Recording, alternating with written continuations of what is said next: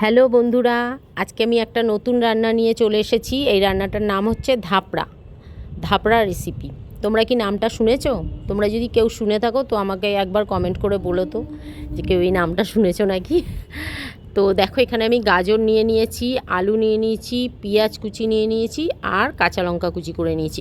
এগুলো লম্বা লম্বা করে কেটে নেবে আর যতটা পারবে সরু সরু করে কেটে নেবে, চৌকো করবে না। যেরমভাবে আমি কেটেছি সেরমভাবেই কাটবে। আর এখানে দেখো কতটা আলুর টুকরো নিয়ে নিয়েছি। এবার আমি এটা মিক্সিতে পেস্ট করে নেবো। এর মধ্যে একটু জল দিয়ে মিক্সিতে ভালো করে পেস্ট করে নেবো। তো দেখো এখানে পেস্ট হয়ে গেছে। এবার এটা এর মধ্যে দিয়ে দেবো। এর মধ্যে দেওয়ার পরে এর মধ্যে আমি স্বাদ মতো লবণও দেবো। তোমরা একবার এইভাবে বানিয়ে খেয়ে দেখো, দেখবে দারুণ লাগবে খেতে। আর এর মধ্যে আমি ময়দা দেবো। সামান্য অল্প পরিমাণেই ময়দা লাগবে, বেশি ময়দা লাগবে না। দিয়ে এটা ভালো করে এর মধ্যে চটকে চটকে ভালো করে মাখতে হবে। জল দিতে হবে না। ওই আলুর যে মিক্সিটা পেস্ট করে নিয়েছি তখনই ওর মধ্যে জল দেওয়া ছিল, সেই জলেই হয়ে যাবে। 15 মিনিট রেখে দেবে। তারপরে দেখবে এটা এরকম পর্যায়ে চলে এসছে। তারপরে দেখো একটা ফ্রাই প্যানের মধ্যে একটু সাদা তেল দিয়ে নিয়েছি।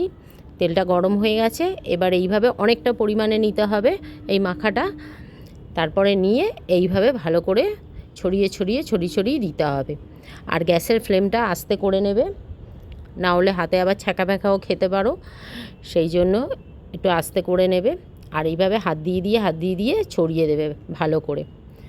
তো তারপরে দেখো এক পিঠ হয়ে গেছে, নিজেরাই বুঝতে পারবে যে হয়ে গেছে, উল্টানোর সময় এসছে। তো এরমভাবে উল্টে দেবে। একটু তেল ছিটকাতে পারে, সাবধানে উল্টাবে। তো এরমভাবে উল্টে পাল্টে ভেজে নেবে।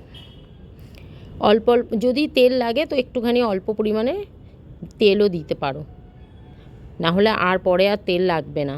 দেখো এরমভাবে উল্টে পাল্টে দু পিঠ আমি ভেজে নিয়েছি। এবার আমি এটা তুলে নেব।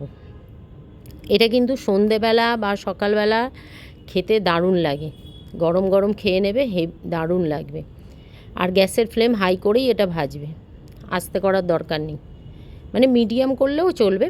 আর দেখো এটার সাথে আমি একটা সস বানিয়ে নিয়েছি। এর মধ্যে আমি টমেটো কেচাপ দিয়েছি আর সয়া সস দিয়েছি। আর এর মধ্যে দেবো আমি ঝাল ঝাল লঙ্কার গুঁড়ো। এটা দিয়ে খেতে কিন্তু দারুণ লাগে। তোমরা কেউ চাইলে শুধুও খেতে পারো। আর এটা এই সসটা বানিয়ে নিয়ে খেলেও এর সাথেও খেতে দারুণ লাগে, বেশ ঝাল ঝাল লাগবে। তো তোমরা একবার এই রেসিপিটা বানিয়ে দেখো, কীরকম লাগে আমাকে অবশ্যই জানিও কমেন্ট করে। ধাপড়া রেসিপি। তো ভিডিওটা কেমন লাগলো অবশ্যই জানিও।